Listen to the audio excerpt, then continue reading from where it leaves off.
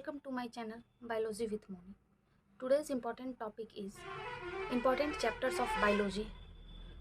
You all know कि अगर हम किसी भी एग्जामिनेशन की तैयारी करते हैं तो सबसे फर्स्ट पॉइंट हम लोगों के दिमाग में यह होना चाहिए कि कौन से इम्पॉर्टेंट चैप्टर्स है और हमें कितने टाइम किस चैप्टर्स पे और किस टॉपिक को देना चाहिए, क्योंकि हम सब जानते हैं कि हर चैप्टर से एक या दो क्वेश्चन जरूर आते हैं, बट कुछ ऐसे क्वेश्चन होते हैं अगर हम उसके यूनिट वाइज अगर वेटेज देखते हैं तो उससे 7 या 8 अप्रॉक्स जरूर क्वेश्चन रहते हैं। तो चलिए इंपॉर्टेंट 10 चैप्टर्स को मैं एज इंक्लूड की हूँ इस वीडियो में, जो नीट 2023 पॉइंट ऑफ व्यू से वेरी इंपॉर्टेंट है। मैं खुद 10 ईयर्स के पीवाई की एनालिसिस की हूँ और मैंने यह देखा है कि 10 इंपॉर्टेंट चैप्टर जो सबसे पहले आपको कंप्लीट करना चाहिए, जिससे आपको 70% ऑफ द बायोलॉजी इजीली में कंप्लीट होंगे और आप पीवाई क्यू भी करेंगे तो आपको एक अंदर से सेटिस्फैक्शन और एक कॉन्फिडेंस होगा, जिसके कारण आप अपने आगे की प्रिपरेशन को ईजिली इंक्रीज और बूस्ट कर सकते हैं। तो हमारा फर्स्ट चैप्टर है molecular basis of inheritance. Second chapter है हमारा बायोटेक्नोलॉजी। बायोटेक्नोलॉजी में 2 चैप्टर आते हैं, दोनों के आप अगर क्वेश्चन पीवाई क्यू देखेंगे तो देखेंगे कि डायरेक्ट क्वेश्चन पूछे जाते हैं और एकदम इजी। अगर किसी स्टूडेंट को भी अगर थोड़ा सा पढ़ा दिया जाए इस चैप्टर को तो वो इजीली वे में इस चैप्टर के सारे क्वेश्चन कर लेते हैं। My third important chapter is human physiology. Human physiology का मैंने एक भी चैप्टर को इसमें अलग से नहीं किया है, क्योंकि ह्यूमन फिजियोलॉजी एक ऐसी यूनिट है जिसमें हर एक चैप्टर से कहीं से भी कोई क्वेश्चन पूछा जा सकता है, क्योंकि हर एक चैप्टर का इक्वल वेटेज दिया गया है। क्योंकि ह्यूमन फिजियोलॉजी ऐसा क्लास 11th का चैप्टर है, यूनिट है, जिसमें हम लोग टोटली अपने ह्यूमन से रिलेटेड सारे ऑर्गेन्स है या हमारे बोन्स है या हमारे स्टमक है, हमारे डाइजेस्टिव ब्रीदिंग, टोटल जो चैप्टर है सबसे आपको इक्वल वेटेज मिलेगा। हमारा फोर्थ चैप्टर है सेल एंड सेल साइकिल। इसमें भी आपको इजी वे में सॉल्व कर सकते हैं सारे पीवाई क्यू।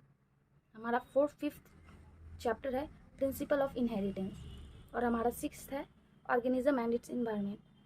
जैसे कि आप देख रहे हैं मैंने इकोलॉजी चैप्टर के 2 यूनिट को लिया है, organism and it's environment and ecosystem को, बिकॉज ये दोनों ऐसे चैप्टर है जिसमें आप इजी में क्वेश्चन सॉल्व कर सकते हैं। आप इसे अपने डे टू डे लाइफ से आप इसे समझ सकते हैं, क्योंकि जैसे कि हम सब देखते आए कि इकोसिस्टम में कैसे बायोटिक एबायोटिक कंपोनेंट एक दूसरे को रिलेट करते हैं, और ये हम क्लास 7, 8, 9 से पढ़ते आ रहे हैं। हमारे फिजिकल इन्वायरमेंट, हमारे चारों तरफ कौन से बायोटिक एबायोटिक फैक्टर है, तो आप इस चैप्टर को इजी वे में कंप्लीट कर सकते हैं।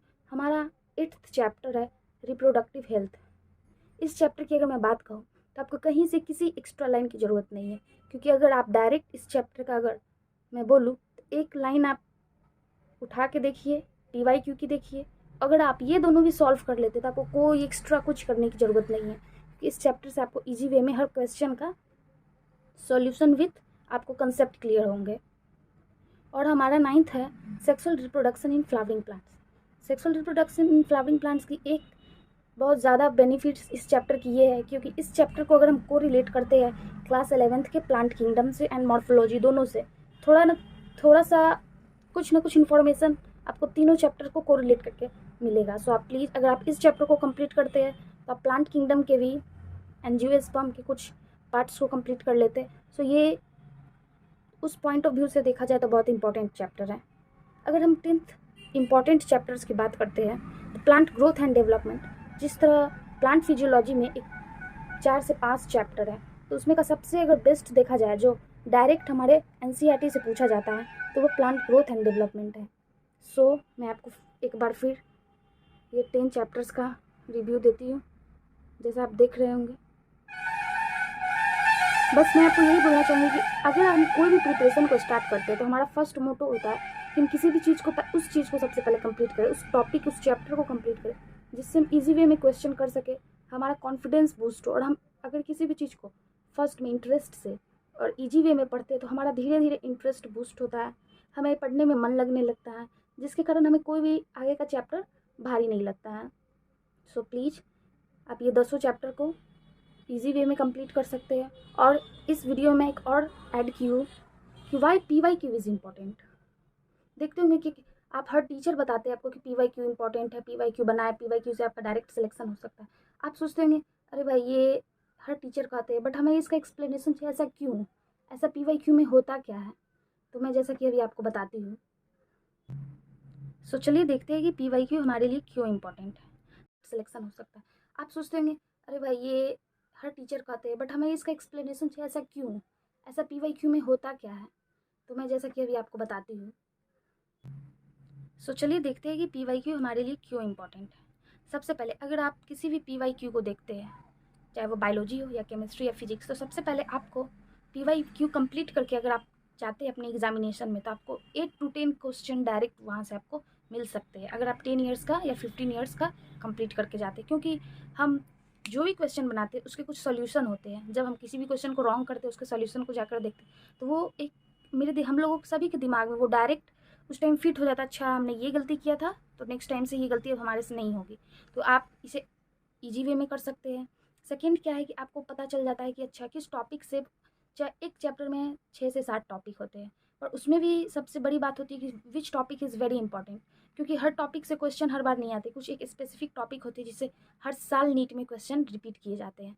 सो आपको हर चैप्टर के टॉपिक्स इंपॉर्टेंट पता चल जाएंगे, और आप PYQ कंप्लीट करने के बाद अगर फिर अपने NCERT पे अगेन आते हैं रिवाइज करने के लिए, तो आपको पता चल जाएगा कि ये मेरा इंपॉर्टेंट टॉपिक है और इस पर मुझे कुछ एक्स्ट्रा टाइम देना है अदर टॉपिक के कंपेयर में।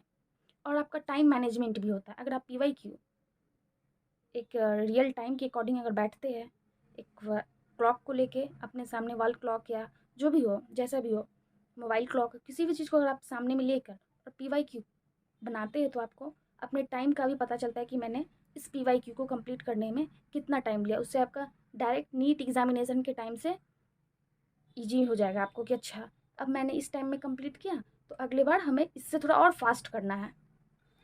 कितने ऐसे स्टूडेंट होते हैं वो सारा सिलेबस सारा PYQ कंप्लीट कर, बट उनका टाइम मैनेजमेंट बहुत गलत होता है। सो प्लीज़ आप PYQ पे फोकस कीजिए, बिकॉज PYQ के अगर कितने स्टूडेंट ऐसे हैं जो डायरेक्ट PYQ अगर करके जाते हैं, तो उन्हें 8 to 10 क्वेश्चन तो पता चलते हैं, और फिर उन्हें इंपॉर्टेंट टॉपिक्स के बारे में पता चलता है, और उन्हें अपनी रियल टाइम मैनेजमेंट का पता चलता है कि मैं एक चैप्टर की PYQ कंप्लीट करने में कितना टाइम ले रही हूँ। सो प्लीज़ मैं आपको यही बोलूँगी कि प्लीज़ इन सारे टॉपिक्स को ध्यान में रखते हुए आप जब NCERT कंप्लीट करें फर्स्ट टाइम, आप डायरेक्ट PYQ बनाइए, और फिर उसके बाद इन 10 चैप्टर्स को फर्स्ट टाइम कंप्लीट कीजिए। So if my video is helpful for you, please share, like and subscribe. Thank you for watching my video.